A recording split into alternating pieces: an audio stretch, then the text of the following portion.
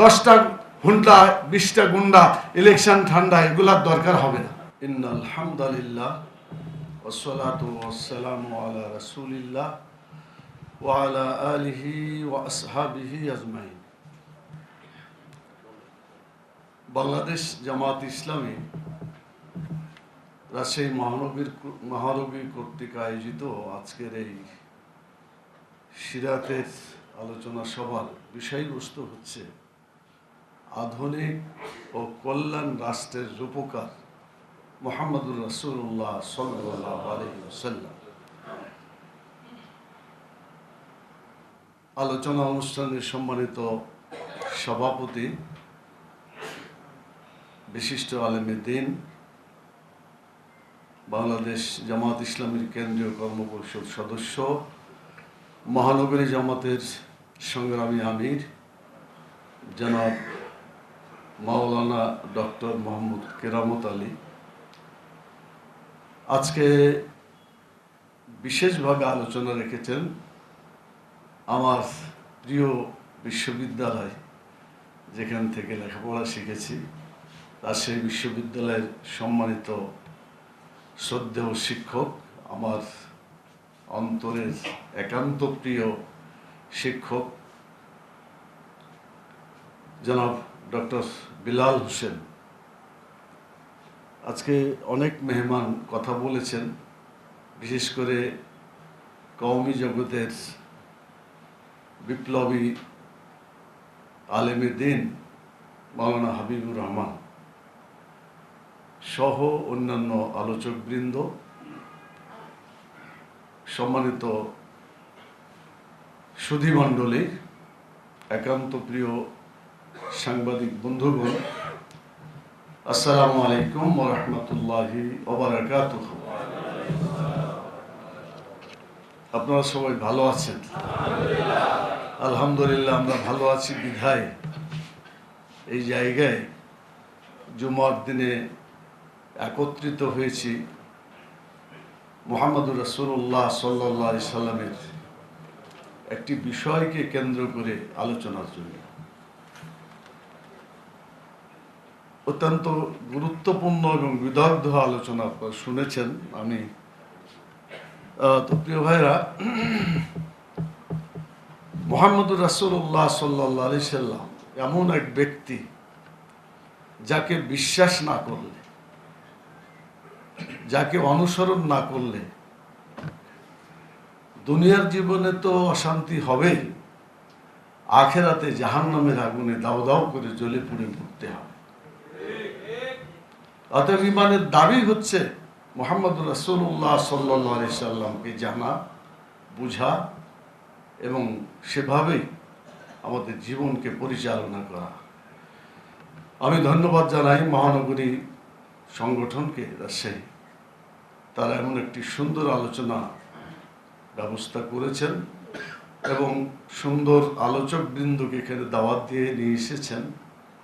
কোরআন মাজিদের 4টা আয়াত আপনাদের সামনে সংক্ষেপে তুলে ধরতে চাই। সূরা আম্বিয়ার 107 নম্বর আয়াত, রাসূল সাল্লাল্লাহু আলাইহি সাল্লামকে সামনে রেখে তার ব্যাপারে আল্লাহ তাআলার বক্তব্য, ওমা আরসালনাকা ইল্লা রাহমাতাল লিল আলামিন, সবারই মুখস্থ আছে।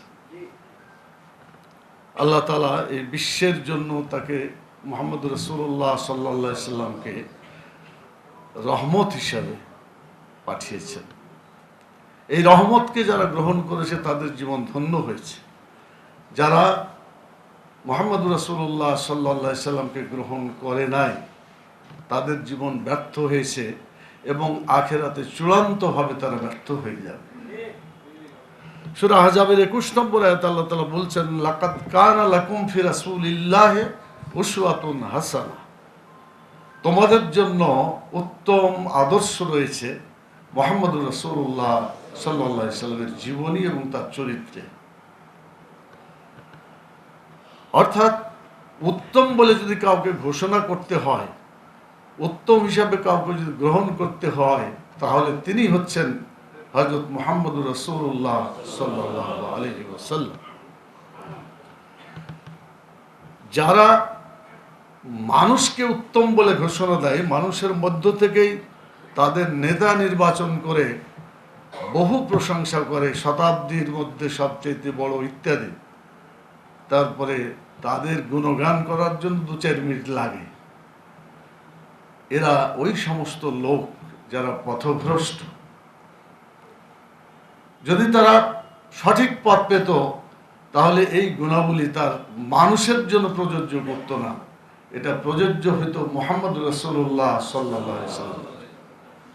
মানুষের গুণগান করলে হয়ে যায় শিরক। আল্লাহর গুণগান 1 নম্বরে করতে হবে। এরপরে মুহাম্মদ রাসূলুল্লাহ সাল্লাল্লাহু আলাইহি ওয়াসাল্লাম তাকে যেই স্তরে আল্লাহ তাআলা দিয়েছেন সেই স্তরে তাকে তার প্রশংসা করা যায়। তবে একটু মনে রাখা উচিত, আল্লাহকে আর মুহাম্মদ সাল্লাল্লাহু আলাইহি ওয়াসাল্লামকে এক জায়গায় করা যাবে না। এটা আমাদের সমাজে কেন জানি একটা বেদাতের মতো রূপ নিয়েছে। লা ইলাহা ইল্লাল্লাহ মুহাম্মাদুর রাসূলুল্লাহ যথেষ্ট, কিন্তু লা ইলাহা ইল্লাল্লাহর আগে একটা হচ্ছে আল্লাহ, আর পরে হচ্ছে রাসূলুল্লাহর পরে মুহাম্মদ। এইটা আল্লাহ রাসূল কখনো বলে যায়নি, কিন্তু তা প্রায় দেখা যায় আগে আল্লাহ পরে মুহাম্মদ, মাঝখানে লা ইলাহা ইল্লাল্লাহ মুহাম্মাদুর রাসূলুল্লাহ। এটা কি সাহাবারা করেছেন? কেউ করেন। এটা করা যাবে না। কোন জায়গায় দেখা যায় আল্লাহ মুহাম্মদ, আল্লাহ মুহাম্মদ, আল্লাহ মুহাম্মদ, মানে ইকুয়াল স্ট্যাটাস দেওয়া হয়। ইসলাম এটা সমর্থন করে না। আল্লাহকে সবচাইতে উপরে রাখতে হবে, নেক্সট মুহাম্মদুর রাসূলুল্লাহ সাল্লাল্লাহু আলাইহি ওয়াসাল্লাম আছে। মানে মহব্বতের তেজে আপনি আল্লাহর জায়গায় মুহাম্মদকে বসে দিলে আপনিও জাহান্নামে যাবেন। যার জায়গা যেখানে সেখানেই বসাতে হবে। আল্লাহ তাআলা প্রোটোকল ঠিক করে রেখেছেন, এই প্রোটোকলের বিপরীত কাজ করা যাবে না। আমি আজকে অনলাইনের সুবাদে সারা দুনিয়াবাসীকে হুঁশিয়ার করে দিতে চাই, আল্লাহর সাথে মুহাম্মদ সাল্লাল্লাহু আলাইহি ওয়াসাল্লামকে এক জায়গায় মিশিয়ে ফেললে সকলে মুশরিক অবস্থায় মারা যাবে। অতএব আল্লাহকে আল্লাহর জায়গায় রাখতে হবে, তিনি সবচাইতে মহান। লা ইলাহা ইল্লাল্লাহ, আল্লাহ ছাড়া কোনো ইলাহ নাই, এটাই সবচেয়ে শ্রেষ্ঠ কথা। এরপরে মুহাম্মদুর রাসূলুল্লাহ, মুহাম্মদ সাল্লাল্লাহু আলাইহি ওয়াসাল্লাম আল্লাহর রাসূল, তিনি এটাই তার পরিচয়। তিনি আরো ঘোষণা করেছেন, আমাকে আবদুহু ওয়া রাসূলুহু, এই দুটা বিশেষণে যদি কেউ ডাকে আমি সবচাইতে খুশি হই তার প্রতি। অর্থাৎ তিনি নিজেকে আল্লাহর আব্দ হিসাবে, আল্লাহর গোলাম হিসাবে পরিচয় দিতে সবচাইতে খুশি হতেন। আমরাও ইবাদুল্লাহ, ইবাদুর রহমান, আমরা সকলেই আল্লাহর গোলাম, রহমানের গোলাম। কোরআন মাজিদে ইবাদুর রহমান কথাটা এক জায়গায় সুন্দরভাবে বলেছে, ইবাদুর রহমান আল্লাযীনা ইয়ামশুনা আলাল আরদ হাওনা ওয়া ইযা খাতাবাহুমুল জাহিলুনা ক্বালু সালাম। এটা আপনারা জানেন।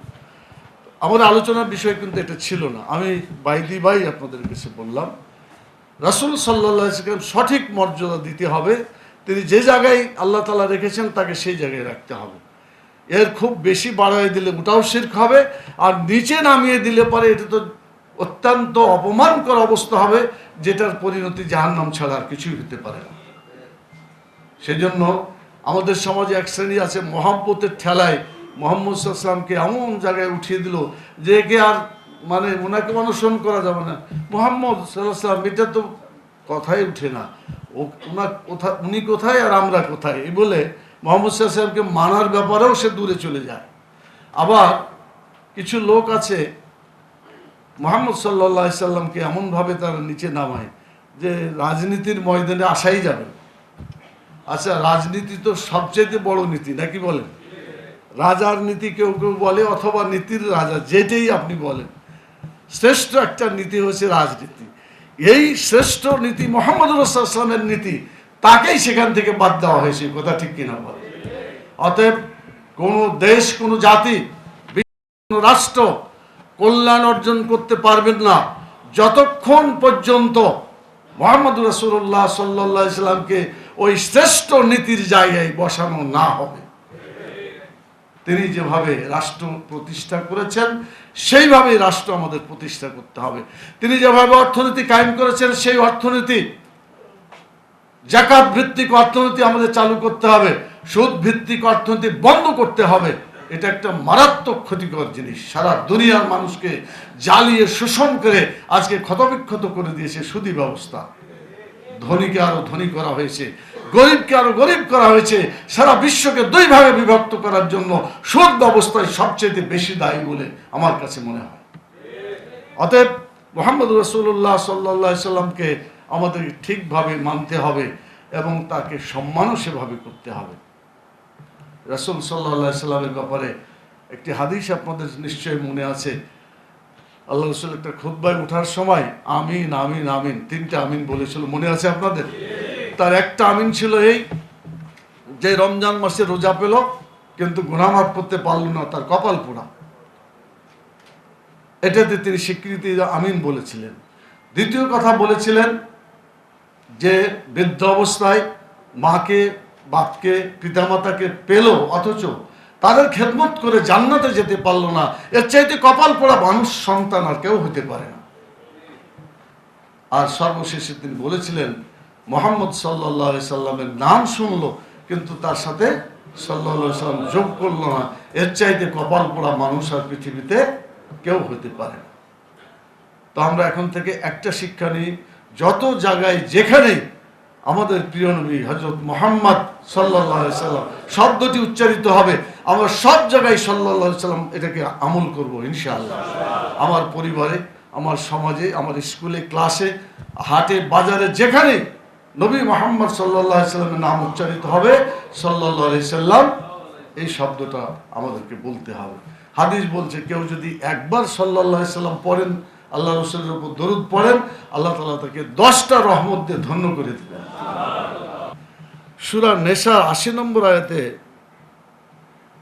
আল্লাহ তাআলা বলছেন যে যারা রাসূলকে আনুগত্য করলো তারা আল্লাহকেই আনুগত্য করলো।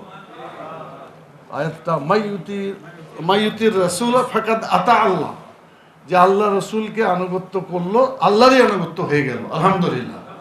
তাহলে মুহাম্মদ সাল্লাল্লাহু আলাইহি সাল্লামকে আনুগত্য করলে, তার আইন মেনে চললে আল্লাহ এবং আল্লাহ রাসূলের সকলেরই হক আদায় হয়ে যায়। আল্লাহ নিজেই ঘোষণা দিচ্ছে। এটা এর চাইতে বড় গ্যারান্টি আর কি আছে? রাসূলকে মানলে আল্লাহকেই মানা হয়ে যায়, আল্লাহ নিজেই বলে দিয়েছেন। অতএব আমরা একেবারে নিশ্চিন্তে মুহাম্মদুর রাসূলুল্লাহ সাল্লাল্লাহু আলাইহি ওয়াসাল্লামের ব্যক্তি জীবন, পরিবার জীবন, সমাজ জীবন, রাষ্ট্র জীবন, এগুলোকে অনুসরণ করলে আল্লাহ খুশি হবেন, মুহাম্মদ সাল্লাল্লাহু আলাইহি ওয়াসাল্লামের কাজটাও আমরা করতে পারবো ইনশাআল্লাহ। আজকে সেই দিক নির্দেশনার মতোই বলা হয়েছে আধুনিক এবং কল্যাণ রাষ্ট্রের ব্যাপারে রূপকার হলেন মুহাম্মদুর রাসূলুল্লাহ সাল্লাল্লাহু আলাইহি ওয়াসাল্লাম। আধুনিক, এটা তো আপনারা বুঝতেই পারছেন যে সব সময় যেটা উপযোগী আধুনিক আমাদের সামনে থাকে, প্রেজেন্ট আল্লাহ রাসূলের বক্তব্য, তার যে আদর্শ, এটা কোনো সময় পুরাতন হতে পারে না, সব সময় এটা আধুনিক। তিনি আধুনিক, কিয়ামত পর্যন্ত তিনি আধুনিক হিসাবে আমাদের মাঝে বেঁচে থাকবেন, তার আদর্শ সেভাবে বেঁচে থাকবে। অতএব তার এই আদর্শ রেখে যাওয়া, এটা আমাদেরকে সব সময় ফলো করতে হবে। কেউ কেউ বলে যে এটা সেকেলে, আমার মনে আছে ছাত্র জীবনে অনেকে বলতো যে এখন আর হাত কাটা আইন কি চলে, সেই কত পুরাতন হয়ে গেছে। তা আমি বলেছি যে চলে, কেমন করে চলে? আচ্ছা দেখেন, আমাদের দেশে কিন্তু কোরআনের আইনটা নাই, না থাকার কারণে মানুষ চুরি করে এবং চুরি বাড়তেই আছে। এমন কপাল খারাপ, চুরির কারণে নিজের জুতা, সেই জুতাটা পুরাতন হয়ে গেছে, আবার কোনো কোনো জায়গায় ময়লাও ভরে যায়, সেটাকে আর বাইরে রাখা যায় না, ওটা আবার নিয়ে এমন জায়গায় রাখে যেখানে সিজদা করে তার আগের দিকে, কারণ ডাইনে বামে রাখলেও কিন্তু চুরি হয়ে যায়। অনেক ঘটনা ঘটছে, আপনার জীবনে হয়তো ঘটছে। তো যারা আল্লাহর আইনকে চালু করবে না, কোরআনের বিধানকে তার ব্যক্তি, পরিবার, সমাজ, রাষ্ট্র জীবনে গ্রহণ করবে না, এদের কপালে ওই পায়খানা যুক্ত জুতার গন্ধ শুকতে শুকতে মরতে হবে তাদেরকে। তাদের কোনো উপায় হবে না বাংলাদেশে, সারা দুনিয়াতে কোথাও হবে না। একটা লোকের হাত কাটা পড়লে একটা সমাজ ঠিক হয়ে যায়, ও তো মরে না। হাত কাটলে মানুষ মরে নাকি? এই আইনটা যদি হাত কাটায় চালু হয়, একটা লোককে আপনি কাটেন, যতদিন বেঁচে থাকবে, যত মানুষ দেখবে, সব সতর্ক হয়ে যাবে, আর কেউ চুরি করবে না, বলবে যে আমি অন্য অপরাধ করতে পারি, চুরি করব না। কোনো হাত কাটা দু একটা লাগতে পারে, সমাজ ঠিক হয়ে যাবে ইনশাআল্লাহ। কিন্তু এটা না হওয়ার কারণে ঘরে পাইকারিভাবে মানুষ চোরকে ধরে যে গণপিটুনি লাগায়, কি আপনার লাগান নাই দু একটা? এই গণপিটুনিতে মানুষ মারা যায় না, যায় না? কোনো গ্রামার নাই, মানে কোন দিক থেকে যে কে মারছে বাঁচতে পারে না, গণপিটুনিতে মানুষ মারাই যায়। বাংলাদেশে যদি আল্লাহর আইন, চোরের হাত কাটার আইনটা থাকতো, এত লোক চুরিতে অন্তত মারা যেত না। কথা ঠিক কিনা বলছে? হয়তো দু চারজন লোক মারাও যেত না, সবাই জীবিত থাকতো, কিন্তু হাত দু একটা কাটা যেত। আরে মানুষের এমনি তো অ্যাক্সিডেন্টে কত হাত পা কেটে যায় না? তা আল্লাহর আইন চালু করার জন্য যদি দু একটা করতে হয় তো অসুবিধা কি ছিল? সৌদি আরবে আপনারা যে হজ করছেন দেখছেন, সেখানে কি আছে দেখলেন, সব দোকান খুলে তুলে নামাজ পড়ছে। তো এই জন্য আমরা বাংলাদেশে কোরআনের আইন চাই।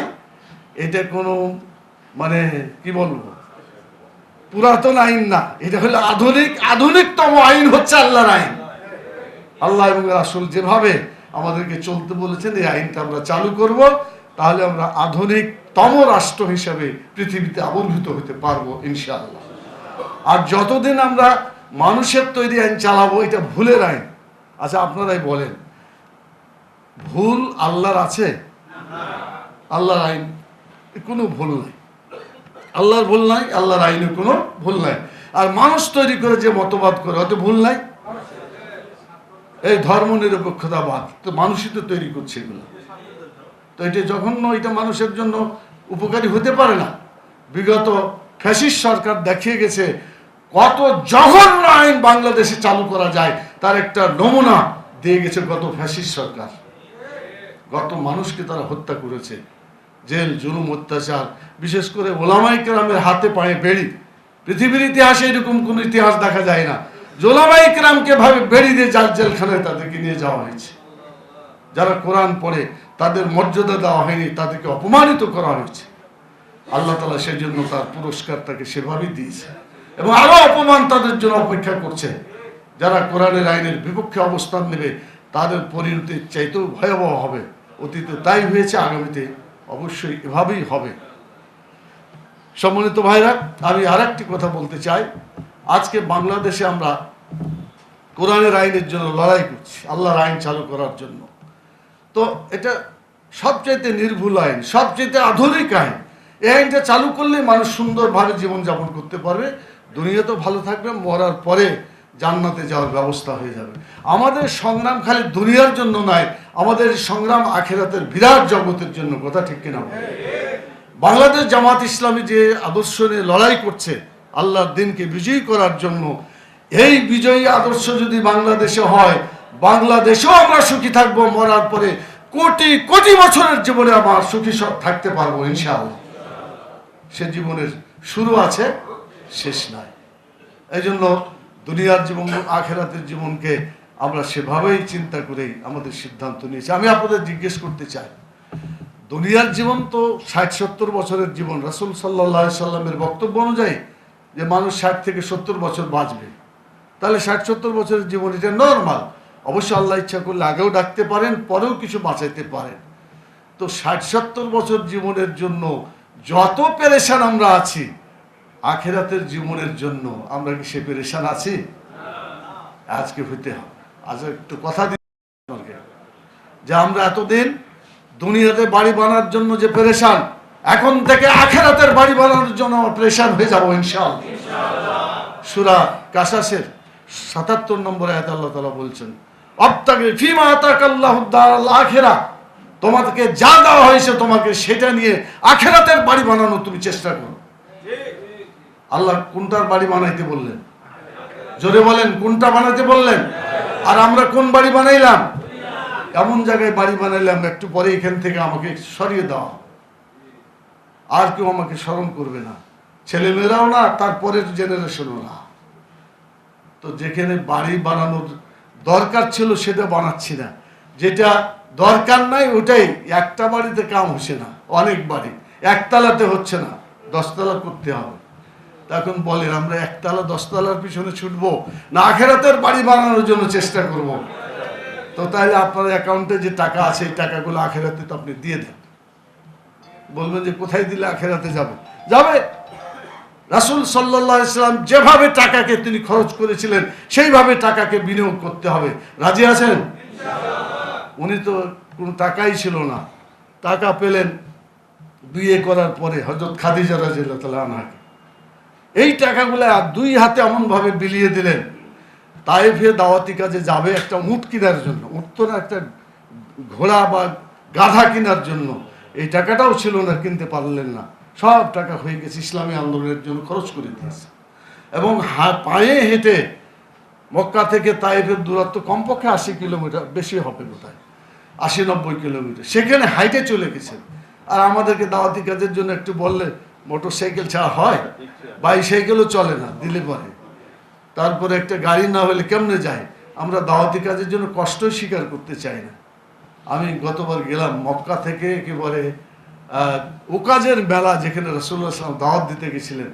আমি খালি দেখার জন্য গেলাম যে এত দূরে তিনি হেঁটে কিভাবে দাওয়াতি কাজ করতে এসেছিলেন। সুবহানাল্লাহ। কি আপনারা দাওয়াতি কাজ করবেন ইনশাআল্লাহ? বাংলাদেশের মানুষ কিন্তু একটা নতুন পথ আবিষ্কার করেছে, বলছে যে এইটাকেও দেখেছি ওইটাকেও দেখেছি, দেখি নাই কাকে? ইসলামকে দেখি নাই। আপনার জিনিসটাকে সংকুচিত করা দরকার নাই। আমি স্লোগানটাকে একটু মজবুত করতে চাই, বড় করতে চাই। সকল আদর্শ দেখা শেষ, এখন হবে ইসলামের বাংলাদেশ। আপনি যদি জামাত ইসলামের বাংলাদেশ বলেন, অন্য ভাইয়ের দলে যারা ইসলাম করে তারা তো এখানে আসতে পারবে না। আমরা তো ইসলামের জন্য কাজ করছি, জামাত ইসলামের জন্য তো আমরা কাজ করছি না। জামাত ইসলামী আমাদেরকে পথটা দেখাইছে, সেজন্য এখানে জামাত ইসলামীতে এসেছি। জামাত ইসলামের চাইতে যদি আরো ভালো দল থাকে সেখানে আমরা যাব। আমরা ইসলামের জন্য কাজ করি, জামাতের জন্য কাজ করি না। এই জন্য দলীয় সংকীর্ণতা থেকে আমাদের অন্তরটাকে আরো বড় করতে হবে এবং এদেশে ইসলামকে সকল মহলের কাছে গ্রহণযোগ্য করে আমাদেরকে পেশ করতে হবে।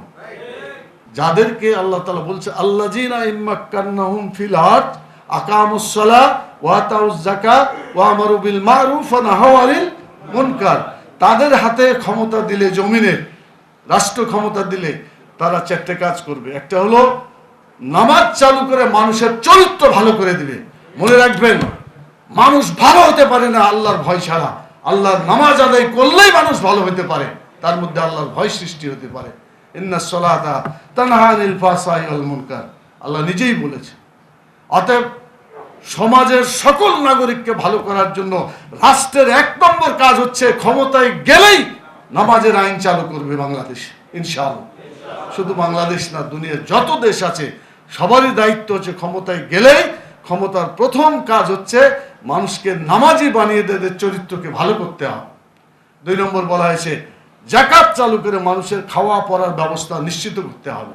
ক্ষুধা, দারিদ্র, বেকারত্ব সমাজ থেকে দূর করতে হবে। 3 নম্বরে বলা হয়েছে ভালো কাজ চালু করে মানুষকে আরাম দিতে হবে, মানুষ যাতে আরামে থাকতে পারে।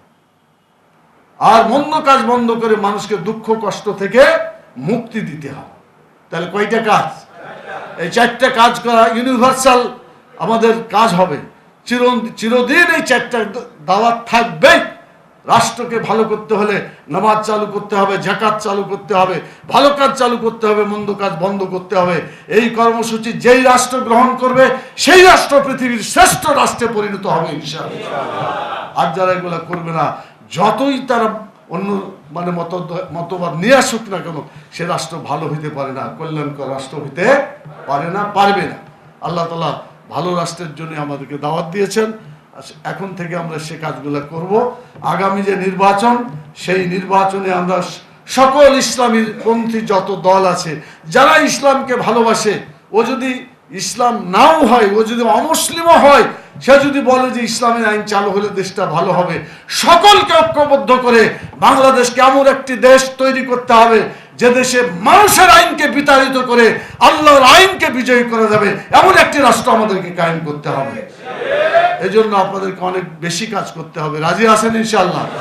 আর পুরুষ আছেন, মহিলাদেরকেও কিন্তু এই পরিমাণ অগ্রসর হতে হবে। 50% উপস্থিত, 50% অ্যাবসেন্ট, তাদের ইসলামী রাষ্ট্র হবে? সব জায়গায় পৌঁছতে হবে। একেবারে ছাত্র থেকে শুরু করে, যুবক থেকে শুরু করে, বৃদ্ধ থেকে শুরু করে, পুরুষ মহিলা সকলে মিলে ইনশাল্লাহ বাংলাদেশকে একটি ইসলামী রাষ্ট্রে আমরা পরিণত করব ইনশাআল্লাহ। আর সেজন্য উপদেষ্টা পরিষদ যে আছে তাদেরকে বলবো যে 3টে কাজ আমরা চেয়েছিলাম, এটা না হলে নির্বাচনটা ভালো হয় না। একটা বলছি যে ফ্যাসিস্ট সরকার 58 বছর ধরে, এরা তো 17 বছর টোটালটা, একেবারে 71 থেকে 54 বছর, আর পাকিস্তান আমলে 24 বছর, কত হয় 24 আর 54তে 78 বছর মানুষের আইন দিয়ে জাতীয় সংসদ চলেছে। অতএব আমরা মানুষের আইন দিয়ে জাতীয় সংসদ চলতে দিতে চাই না। এখন থেকে জাতীয় সংসদ চলবে আল্লাহর আইন অনুযায়ী, ঠিক আছে? আপনার বললেন আল কোরআনের আলো পরে সংশোধন হয়েছে, ঘরে ঘরে জ্বালো, এটা ঠিক আছে, কিন্তু ঘরে জ্বাললে আপনি আর আমি যারা শুনলাম তাদের ঘরে জ্বলবে, যারা শুনল না তার ঘরে জ্বলবে। জাতীয় সংসদে কোরআনের আলো জ্বাললে পারে টেকনাফ থেকে তেঁতুলিয়া পর্যন্ত প্রত্যেক বাড়িতে কোরআনের আলো জ্বলবে ইনশাআল্লাহ। কলেজ, স্কুল, হাই স্কুল, মাদ্রাসা, কেজি থেকে শুরু করে টেকনিক্যাল যত আছে সব শিক্ষা প্রতিষ্ঠানে ইসলামী শিক্ষা বাধ্যতামূলক হয়ে যাবে, ঠিক কিনা বলেন? ধর্মীয় শিক্ষাটা বাধ্যতামূলক হবে, নৈতিক শিক্ষা হবে, ছাত্র এমনি কোরআনের পক্ষে কাজ করা শুরু করে দিবে। দুর্ভাগ্য আমাদের দেশের শিক্ষা ব্যবস্থা, এখানে কোরআন নাই। কোরআন যেখানে পড়া হয় সরকার টাকা খরচ করে না, বরং যেখানে ইংরেজি আধুনিক শিক্ষা করে সেখানেই টাকা খরচ করে। কোন কোরআনের শিক্ষার পিছনে টাকা খরচ করে? আগামীতে টোটাল শিক্ষা ব্যবস্থাটাকে ইসলামী শিক্ষা ব্যবস্থা করতে হবে। প্রাইমারিতে কোরআন শিখবে, হাই স্কুলে 10 পারা, কলেজে 10 পারা, বিশ্ববিদ্যালয়ে 10 পারা, 30 পারা কোরআন শিখতে তারপরে ছাত্র জীবন শেষ হবে। তাদের চরিত্র ভালো হবে, এরা চোর হবে না, ডাকাত হবে না। আজকে মাস্টার ডিগ্রি পাশ করে এরা চুরি করে, ডাকাতি করে। আপনি বলেন আমাদের সম্পদগুলো যারা চুরি করলো এরা কি অশিক্ষিত ছিল না শিক্ষিত ছিল? তথাকথিত শিক্ষিত ছিল। একটা বাড়ি দরকার মানুষের 250 350 বাড়ি তারা বলে যে তোটা লাগবে। তারপরে টাকা পয়সা লক্ষ লক্ষ কোটি টাকা বাংলাদেশ থেকে বিদেশে পাচার করেছে। এরা কি অশিক্ষিত লোক? এই শিক্ষা ব্যবস্থার এত খারাপ পরিণতি। অতএব যদি কোরআনের শিক্ষা যোগ হয়, আমরা বিশ্বাস করি সব মানুষ ভালো হবে, আমাদের আগামী দিকের জেনারেশন সুন্দর হবে এবং তাদের মাধ্যমে ইনশাআল্লাহ এই দেশে কোরআন সুন্নাহর আইন বাস্তবায়িত হবে। আমরা সুখে শান্তিতে বসবাস করতে পারবো। আর আমরা যদি একটা দেখিয়ে দিতে চাই, দেখিয়ে দিতে পারি, তাহলে আমাদের কারণে, আমাদের এই আচরণের কারণে এটা সাদকে জারিয়া হিসাবে কাজে লাগবে ইনশাআল্লাহ। তো বাংলাদেশ সর্বপ্রথম একটি ইসলামী রাষ্ট্র প্রতিষ্ঠা হোক, আর নির্বাচনে খুনিদের বিচার করা, তারপরে যারা সংস্কারের ব্যাপার যেটা আমরা দাবি করেছি, পিআর সিস্টেম যেখানে টাকা পয়সা হবে না, লেনদেন হবে না, এই আনুপাতিক প্রতিনিধিত্বমূলক যদি নির্বাচন হয় তাহলে ভোট ডাকাতি শেষ হয়ে যাবে, চুরি চামারি বন্ধ হয়ে যাবে, চাঁদাবাজি বন্ধ হয়ে যাবে, মানুষ খুন অত্যাচার এগুলো বন্ধ হয়ে যাবে। 10টা হুন্ডা 20টা গুন্ডা ইলেকশন ঠান্ডা এগুলার দরকার হবে না, কারণ প্রার্থী তোই থাকবে না, কে যাবে মারামারি করতে? অতএব এই প্রপোর্শনেট ইলেকশনটা এটা যদি ঠিকমতো করা যায়, আমার মনে হয় সুন্দর একটা ব্যবস্থা হবে। আমি জানি না এটা পারবে কিনা সরকার, তবে করা উচিত, আমাদের দাবি আছে। কেয়ারটেকার তারা বুঝে নাই, পরে বুঝেছে তো, মাঝখানে আবার তারা স্বার্থের কারণে উঠিয়ে দিয়েছিল, আবার কেয়ারটেকার আসছে, কথা ঠিক কিনা বলে? জামাত ইসলামী গতকালকে যা চিন্তা করেছে, আগামীতে যে চিন্তাগুলো করবে তার মধ্যে জামাতের চিন্তাটা প্রাধান্য পাবে ইনশাআল্লাহ। তো আমরা আজকে পিয়ার বলছি, এটা পিয়ার হবে, আজকে না হলে পরবর্তীতে হবে ইনশাআল্লাহ। তো আমরা এই কথা বলে আমার কথা শেষ করতে চাই।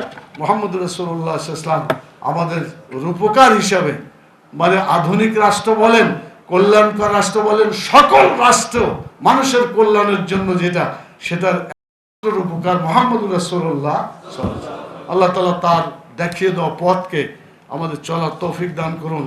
ইংরেজের সেই কথাটা একজন ইংরেজি ভাষী লোক বলছিল যে we can never reach our goal until and unless we follow the footprints of Prophet Muhammad sallallahu alaihi wasallam। কোনদিন আমরা পৌঁছতে পারবো না আমাদের গন্তব্যস্থলে যতদিন পর্যন্ত না, এবং যে পর্যন্ত না মুহাম্মদ রাসূলুল্লাহ সাল্লাল্লাহু আলাইহি ওয়াসাল্লামের পায়ে পা রেখে না চলবো, ততদিন পর্যন্ত আমরা আমাদের গন্তব্যে পৌঁছতে পারবো না। সেই জন্য আসুন মুহাম্মদ রাসূলুল্লাহ সাল্লাল্লাহু আলাইহি ওয়াসাল্লামকে সামনে রেখে বাংলাদেশকে ইসলামী রাষ্ট্রে পরিণত করার জন্য সংগ্রামকে জোরদার করি। আল্লাহ তাআলা আমাদের পরিশ্রমকে কবুল করুন। বাংলাদেশি ইসলামী রাষ্ট্র হিসেবে আল্লাহ তাআলা কবুল করুন। সবাইকে ধন্যবাদ জানিয়ে এবং আপনাদেরকে অসংখ্য ধন্যবাদ জানিয়ে আমার কথা শেষ করছি। ওমা তৌফিক ইল্লা বিল্লাহ। সুবহানাকা আল্লাহুম্মা ওয়া বিহামদিকা আশহাদু আল্লা ইলাহা ইল্লা আনতা আস্তাগফিরুকা ওয়া আতুবু ইলাইকা। আসসালামু আলাইকুম ওয়া রাহমাতুল্লাহি ওয়া বারাকাতুহু।